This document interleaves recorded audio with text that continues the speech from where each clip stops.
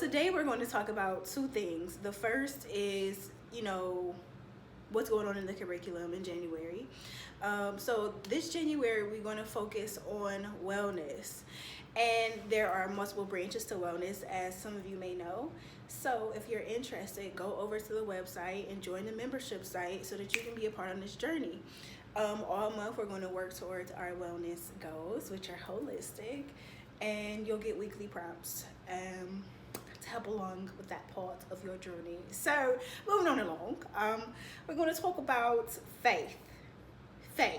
Well, for starters, I decided that all 2019 I'm going to be a faith and a wellness blogger, vlogger, all of it. Right? So that's what this YouTube channel is for. Please subscribe to the channel. Please stop. No, literally stop what you're doing and subscribe. Okay? I'm going to get my sense together right now. Okay. All right. So, I'm gonna stop repeating this eventually, but in March of 2018, I left my full-time position to launch my business as a life coach, and it just went exceptionally well. Some of the successes we had throughout 2018 is launching the business, registering as an LLC, the photo shoots, a website. We have a website now. We have a business plan. We've done a bunch of trainings and certifications and a lot of networking, and we are getting a little bit of brand recognition. Well, check us out. After the launch party, which is December 1st of 2018, I experienced a lot of, I don't want to say spiritual warfare, but definitely some spiritual hazing. And at this point, I understand it. It's just, being lifted up and built in a different and a stronger way, right? Which ultimately will make me a better coach and servant to God, the Father. And something that has consistently been going on throughout this time is fear. I want to talk about fear because sometimes as children of God, we can be very hard on ourselves because we think that, or we believe that at some point it won't be hard. At some point we'll always be warriors and ready to fight. But to be honest, you're human, and sometimes God will call you to do things, and you have to encourage yourself to be spiritually obedient, although you feel uncertainty, although you feel anxiety or anything else. And so whenever I buy merchandise for A Journey for Health, I'm trying to work on the lighting right now, y'all. It has triggered me. Most recently, I was buying supplies for a new idea, and as I'm in the store, I was talking to my boyfriend about it and just asking the cashier a lot of questions that I already knew the answers to. I knew how much things cost. I knew that there were no sales, and I pretty much knew the store return policy, but I needed to verify it just in case I didn't have money for food and gas after this purchase. Now, Spirit told me to continue to invest in buying supplies. As I walk around, certain things stand out, and I know they're supposed to come home with me. However, human nature has taught me to always meet my basic needs first, right? Shopping for accessories, clothes, and other items come after your basic needs are met. And as an entrepreneur, you don't always know where your next dollar is coming from when you're in the beginning stages, right?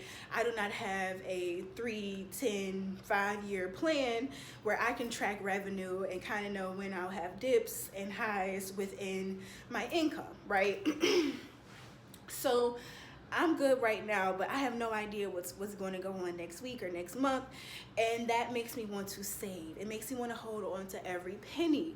However, God told me to buy this stuff, and I don't even know how it's going to work out. I don't know how I'm going to sell it. I know that I am sowing a seed, and I don't know when it's going to come into manifestation, which is also very scary. And so be reassured and affirmed as you go through this, that sometimes you'll go through things and you'll feel uncertainty. Another time was in December or November. I was coming down to the last of my money, and in my mind, in a very logical way, I wanted to get on every job application website and apply. My mind is like, you don't know how you're going to make it through the end of this year or the beginning of next year, so you need to go ahead and get a job. And I'm like, you got some sense. And instead, I painted. I painted to cope with the anxiety. And as some of you may know, that is the inspirational paintings I created was a very successful thing of 2018. I ended up selling most of the paintings I created, and I'm creating a strategy to move forward with the paintings I still have. All that to say that if I wasn't patient, if I didn't allow God to move and do exactly what I didn't know he was doing, but I knew he would provide, right?